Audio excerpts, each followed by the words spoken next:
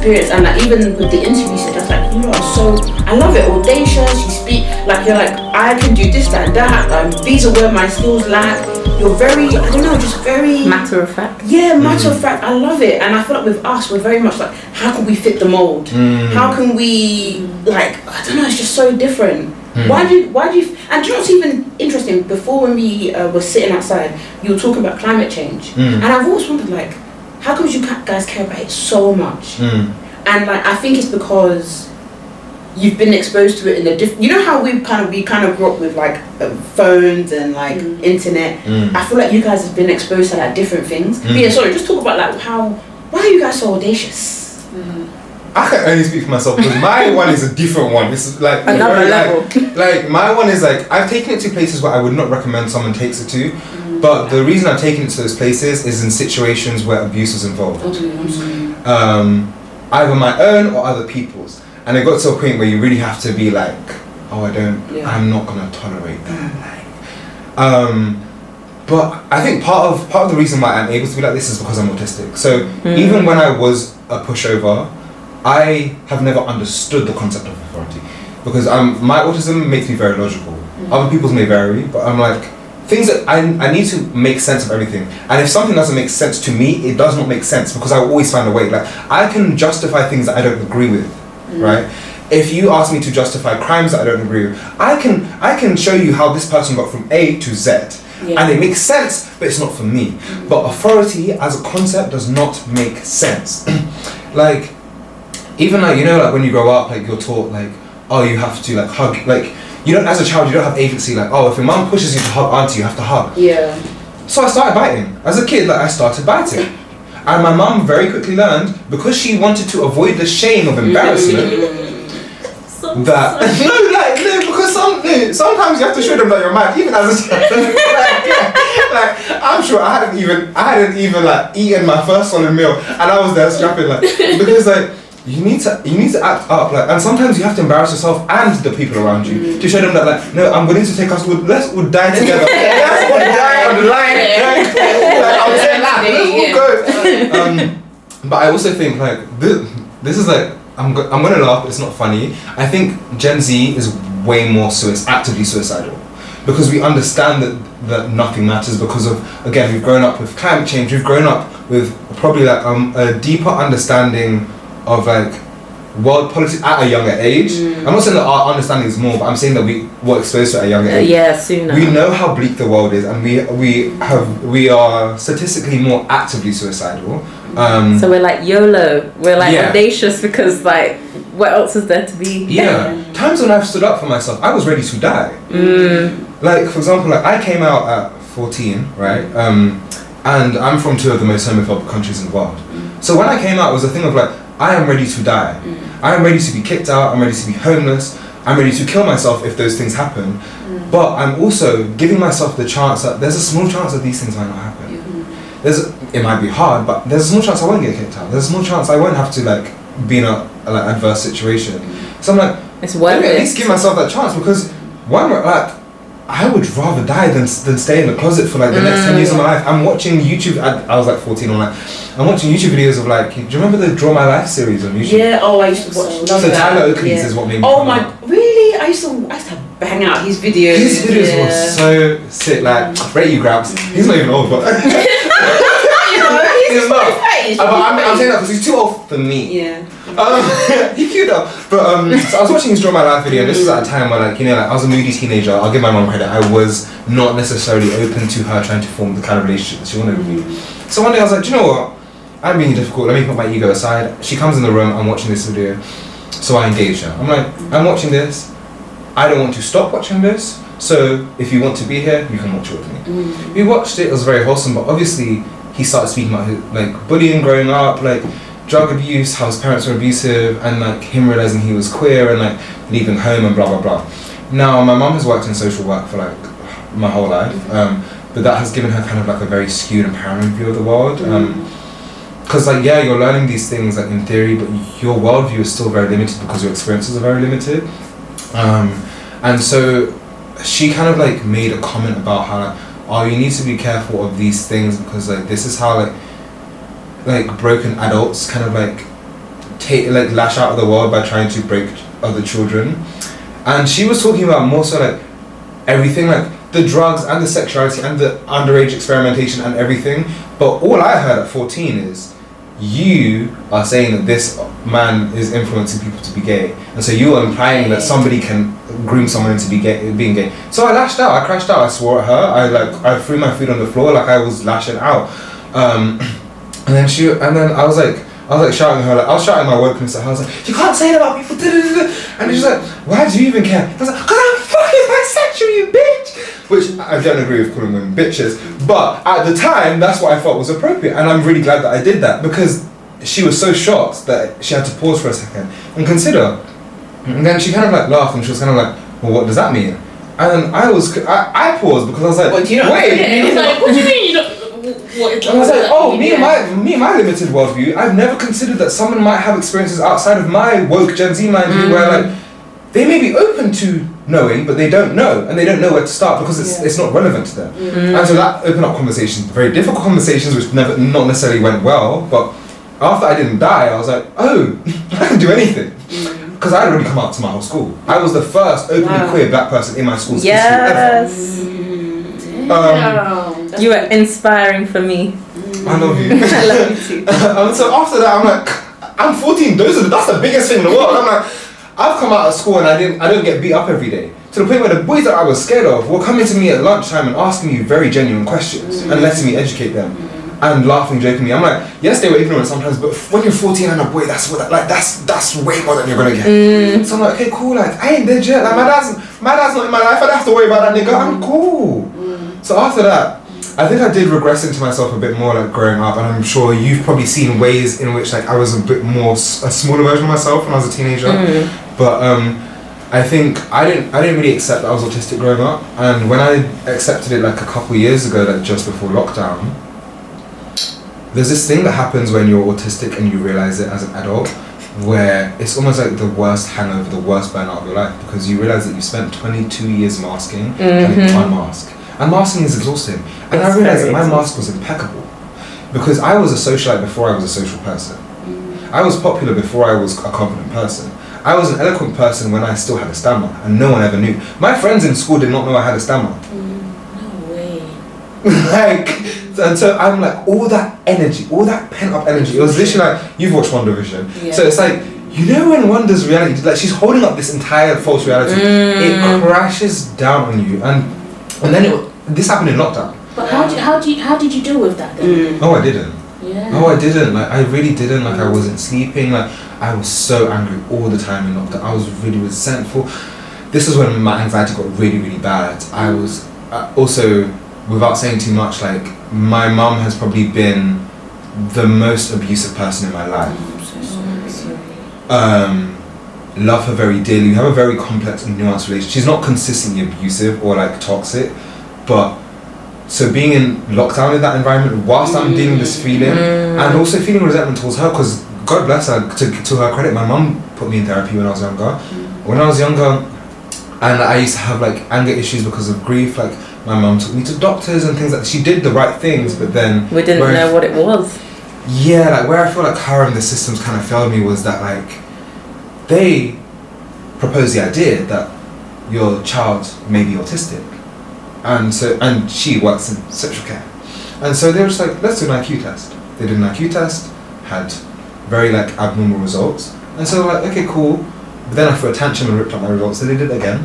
And it's funny actually, because the reason that I ripped up my thing is because I was like, this is stupid. And what I was conveying in that this is stupid is like, what I understood that I was conveying is that like, I don't believe in IQ. I think it's a very stupid, arbitrary, like racist, and like it's based in so much racism, like and colonialism. Like you cannot quantify intelligence. Intelligence is so nuanced and diverse. It represents itself differently in cultures, and you cannot give me a stupid fucking test and standardize that from one. I could have been having a bad day. Also, I don't know if you guys have ever done an IQ test. It's actually quite fun. It's I was even going to ask you like, what kind of? It's just pattern recognition, which. Again, pattern, but the way you respond to it shows them what you see in the paragraph. So the way, for example, the way I might respond tells them, oh, this person sees the invisible patterns that are here.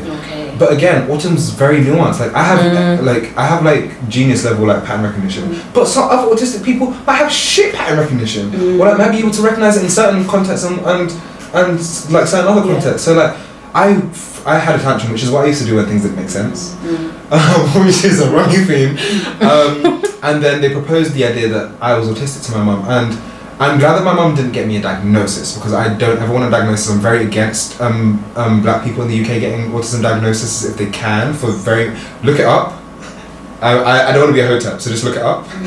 There's certain reasons why I don't agree with it, because it can affect how you are treated in healthcare, whether you are resuscitated, whether you might, because of medical biases. Like if you're on donor lists, like white doctors may be more biased towards you, because if you're autistic on your records, they may deem you as unable to advocate for yourself, and so they may be able to take medical proxy and make decisions for yourself. Again, I'm speaking verbatim, please look it up, but I am very adamant that myself and no child of mine will ever have an autism diagnosis, because I don't need one, because as long as I can recognize that I have autism and do the things, do the work, it doesn't matter. So yeah, my mum was against that for those kind of reasons, but where I feel like she failed and the system failed me, it's like she then kind of, because sometimes for some people it's beneficial to not have a diagnosis and not know that they have this thing. I think I would have benefited from it, because I really struggled growing up, and yeah, so like that's kind of like how I built that relationship with authority, like things not making sense, and realizing that like I'm not gonna die if I oppose these systems which are out to kill me, because I've opposed the worst ones. Yes, that was a long time. I don't know, but it's good to have an insight into that. On the lighter, I wanted to ask you guys how you feel about the black podcasting space in the UK, because you've been in it how many years? How many years? It's been 2018. 2018? Yeah, so 6 years. Wow. Literally 6 years. That's literally the year that I decided I wanted to make one. Wow. I think that was the year, to be honest. I feel like there was sort of like an explosion. That's when it became like a thing. Yeah. Before I was just like, what's a podcast? Yeah, like I remember at the time there was like Millennials I used to listen to. Meet Us After 7. I'm naming podcasts that don't exist anymore. Yeah, Meet Us After 7, they died, didn't I used to love. I was just thinking about it yesterday. I used to love that show. Like I really love, because they were a bit older than us. I thought. Sorry, I don't want to say he's 40. He's not 40. He might be. Wait, no, he's not. I don't think he is. Okay, sorry. But he's at least 37. But it was just really interesting to listen to people who are a bit older, because I have a few older friends, like maybe one or two, but I don't really have that much older people around me. If I would, then I would be thinking like aunties and stuff. But like, it's nice to hear from like people who are like 38, 30, you know, like older. They're talking about stuff. They're talking about like Braving, and there was like house music, garage music, all that. That's how I feel when I listen to Receipts. I'm like, what kind of racing are you talking about? They're not even old. They're not older. But like, I'm saying like, they're like what? Tolly's 35. But I'm talking about even people who are older than them. So even listen to people's experiences from them that's different from Tolly's and Audrey's. But yeah, it's just. The industry it's crazy, because now there's so many different types of podcasts. It's like, what are you interested in? Knitting, gaming, whatever. There's a black podcast that can fit that, and I think that's really cool. And I think now there's more podcasts than ever, and I think shit for us. I mean, saturation. Do you know what it is? I think the issue, if we do want to look at the negative side of it, because I think it's a positive that there's so many voices out there, there's so many different sort of podcasts you can go to for different things as well. So you see how you said that we're sort of like your comfort podcast. There's going to be another one that's probably a bit more informative or a bit more serious, or no one's vocab and stuff like that. Has a dictionary. Because honestly, I was even speaking to Vic yesterday, I was like, sometimes I'm mid-sentence, my mind just goes blank, just gone, thought out of my head. But yeah, so there's so much out there. So I think as a listener, it's fantastic. As an actual creator, it is quite difficult when the industry sees it as one in, one out. Yeah. That's where it becomes difficult. And being able as well to advocate for yourself and finding out information, and you know, when we wanted to do a live show, trying to literally just. Oh, I'm gonna ask you people for advice when I do my next one. And we'll give you it. We will. It's like, it's one of those things. It's like, how the hell do you even? How the hell? You're literally trial and error in everything. And sometimes I feel like because we don't have it, we'll talk about this before, we don't have an agent, we don't have representation, and it's like we're just figuring out everything by ourselves, and we've kind of got into a place where like we kind of know things, like if someone was to ask us for like our day rate, or if someone was to ask us to do a shoot, we kind of know what to expect, but sometimes it is good to like have someone who has more knowledge, maybe could advocate for you, and like maybe get you, like, let's say we advocate for a brand deal, was like 3 figures, they could have got it for 4, do you know what I mean, but it's just like that simple knowledge, or not feeling like we can advocate, because if we do, we're gonna scare them away, or we're gonna come across as angry black lady or something. But you're capable, you shouldn't have to do it by yourself. But the thing is, I think there's loads of podcasts out there, but the one thing is everybody wants to be a podcaster right now. It's kind of like everyone wants to be an influencer, everyone wants to be a YouTuber, but a lot of times people don't stick at it because they're like, you know, they'll put out 5 episodes and I've not got my billboard yet. It's like you have to stick. Podcast is the one, but like YouTube, you're not going to get quick success from it. You're not going to see it in years. If you want to do content creation and get the fast bag, do TikTok and Instagram, because you'll get the bag quicker. With YouTube and TikTok and podcasting, especially podcasting, you have to really grow your listeners. They need to understand you. They need to be, because they expect that episode every Monday. When you're on TikTok, people aren't checking. I'll see you when I see you. I'll even forget I haven't seen you until I see you. When we don't drop on Monday, some people, what are you doing? Did you forget? And they'll be like, oh, we know we had a live show, but where's the episode? Because I'm in the office and you're not here.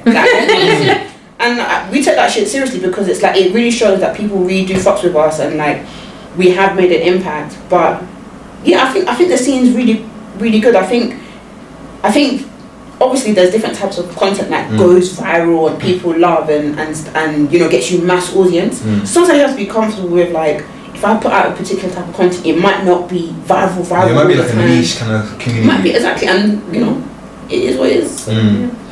Yeah, because I think that's one thing that like I've not struggled with, but like I feel like I'm relatively young in like the Black UK, especially the London like podcast, because it all revolves around London anyways, but like the Black London podcasting scene. That being said, I feel like compared to like my age mates, I feel like I have very good relationships with other podcasters. Like you guys have always been so like kind and graceful towards me. Like Tutus have always been lovely to me. Like Tolly and Audrey have always been lovely. Like especially Audrey, love her.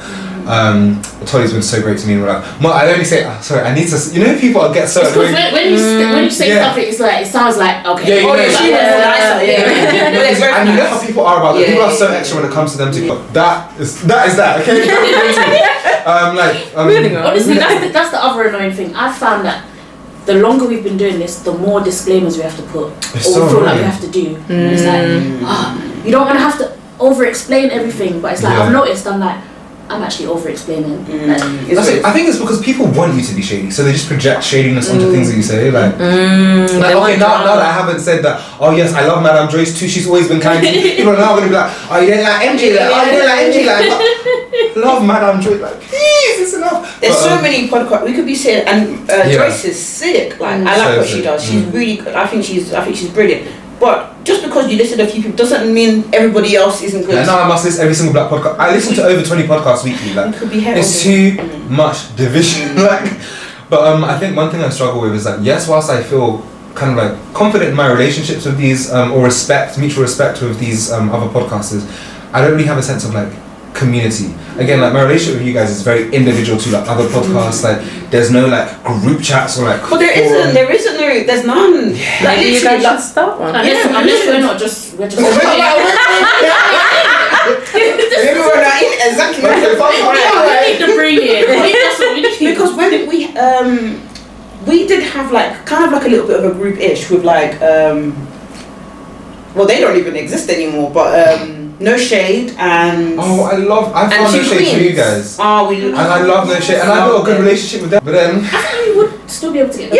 Okay, because I thought I just assumed that because they didn't want to be podcasters, that they didn't want to be on podcasts. But it's less pressure to be on than They both have individual shows. They both do separate shows. Okay, I've been so bad at catching up. Send me their stuff afterwards. What was I even saying?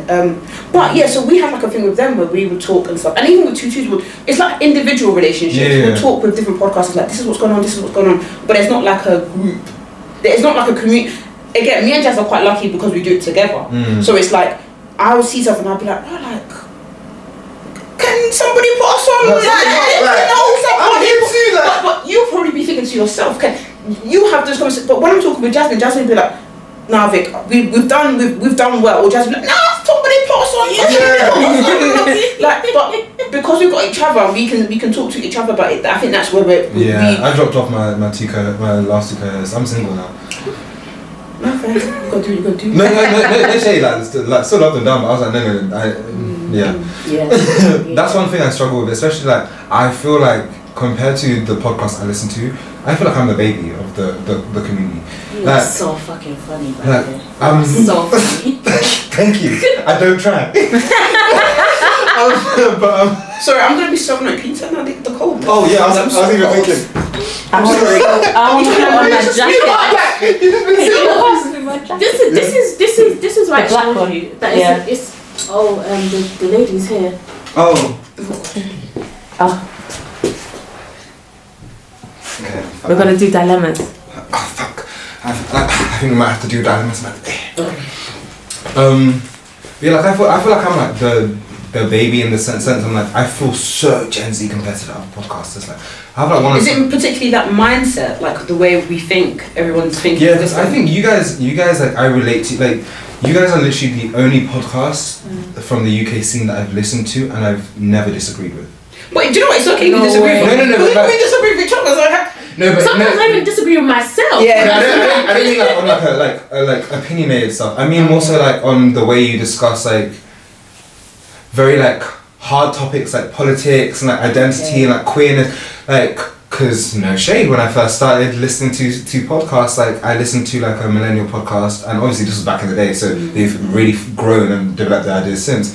But the reason I started podcasting is because I was like, I listened to an episode of a podcast which I will not name, and I was like, oh, this is so sick, but I would do this so much better because these people don't know what they're talking about with regards to queerness and sexuality. They don't. And I was like, they probably will one day, but I'm like, there's a gap in the market right now where I'm like, it's so dangerous for people to only be listening to people who are speaking about these things, which they should be, but might not necessarily have the lived experience or the theoretical understanding of these topics. So I was like, okay, let me do it, and so I did it. Yeah. One other thing, I think me being a very vocally queer person makes people isolate as well, because like I've met some of the black male podcasters, like the straight ones. So lovely to me, but I feel a disconnect because I'm like, I don't know what we have to talk about. And in my real life, most of my close guy friends are straight, black men. But it's more of a thing of like, the way that you talk about certain things on your podcast lets me know that we don't have much to talk about. Because, to be honest, you don't really know what you're talking about with regards to certain things. And I think one thing I kind of hate about millennials is, I really hate it. I really hate it about millennials is like, the sense of individualism, whereas in like, if it is not relevant to my life, I'm not going to educate myself on it. The things that I could tell you about like disabilities that I don't have, about experiences that I don't have, about I'm not transgender. I could confidently go on a podcast and speak about like advocate for transgender people, like or disabled people who have disabilities that I don't have. When I listen to millennial podcasts, not you guys, but millennial podcasts where like they're talking about these topics, it makes me want to rip out my eardrum. I think that's very true, you know. I do think our generation has a tendency to be like, oh, why does someone go by they them? And I figure, how do you know this day and then can you not Google? But it's even the lack of shame, and some people say, oh, why do they go? But it's like we should have gotten to a place where that should be the standard. Everyone should know why. That you should be able to go on Google and read and have your definition in your head so you know. But yeah, I think you're very right. It is very individual. Like, okay, I'm a black woman. This is my identity, so this affects me. Everything else, you know, unless maybe like I have a close friend who has maybe ADHD. Okay, then I understand it. But it's not taking ownership to be like, okay, let me go and learn this thing. I agree with that. Guys, we might have to wrap up in a second. Oh, no. Annoyingly, it's my own fault because I took so long setting up and then it wasn't recorded. But it's okay. We can do the dilemmas on our podcast. I would love that. One thing that I really struggle with like my age mates, my gender actually. It's like, you know, like when women on Twitter, especially black women, are talking about misogyny, like, and you know, black men's first retort, because usually they're talking about men, because men are the perpetrators of misogyny, right? And so black men's first retort will always be like, oh, but how comes you hags don't stick up for us when men are going through mental health? Men have the highest suicide rate. And this is what I want to say to all of you fucking oh, I almost I cut this out, but you know what I almost said? I almost called them. What's that? Don't say that. Yeah, I'm cutting that out. I'll explain after. It's so bad. No, it's really bad. It's really bad. Sorry. So what I'll say to you, Rebel bitch. What I'll say to you black men who love to come online and say, like, why don't black women advocate for our men? They do. Every time that black women and queer people come online and advocate for black people's mental health, whether it's black women's or black queer people's, they are advocating for yours too. Because these are the same systems that are holding you down, but you're so wrapped up in the power that you hold as a man that every time someone speaks up about how you perpetrate misogyny or misogynoir, you feel like you're being attacked and like no one has your back. You don't have your own back. Because when it comes to mental health, the majority of black men, when it comes to talking about mental health, you only care about yours as it pertains to and affects you. Because if you really cared about black men's mental health, you'd be dismantling patriarchy, you'd be dismantling systematic racism, you'd be dismantling homophobia, because that affects you too, even if you're straight, because you're still held to the standards of masculinity that have us by a chokehold. And you are so wrapped up in your fucking cock games and your fucking toxic masculine power that you can hold over women and queer people, and you can't even see it. You can't see that you are a slave to the system. Like the systems have worked on you. They have really and truly worked. Because instead of marching with your sisters like they did for you when black men were killed in the streets, you know, and you were at home tweeting, right? No, you wanna be an antagonist. You wanna be an antagonist because why? You want the same power as the oppressor, that you can't even see that you are still the submissive. And that's all from me. Mic drop. That was a read. But you were bang on. I really, really despise whenever there's a topic going on, the men that come in and they're like, oh yeah, but black women are perpetrators too, and it's like, please, why don't you tweet about them? That's what I'm saying. Let's see your tweets. And the whole time, have you searched in their Twitters? You've never talked about the male suicide rate. Never. Unless it's to diminish a point made by a woman. Exactly. Why don't you go and build a community? Please, I want to see it. Okay, she's there again. Guys, thank you so much for words. Guys, thank you so much for coming. Like, honestly, like, I don't think you understand. Like, this has been like an actual dream, like on my mood boards to do a podcast with you guys. So like, I'm gonna go home and have like a really long cry. I got tissues. Thank you for having us. Yeah, thank you. Really appreciate it. Thank you so much. Likewise, guys, thank you for tuning in to yet another episode of Chirpse podcast. With me, your host Glow. If you don't know, then get to know me. Like, really and truly get to know me. Yeah. And if you don't know Jazz and Vic from Black Gals Livin, I'm gonna put their links below. Do you know what I'm going to do? I'm going to put a link to their podcast, and I'm also going to put a link to a playlist that I have of my favourite Black Gals Livin episodes, if you don't know where to start. Feel free to share that with your audience as well. And yeah, let me know what you think. And let me know what you guys want me to discuss with Jazz and Vic on their podcast. Yes. Okay. Okay. Bye. Bye.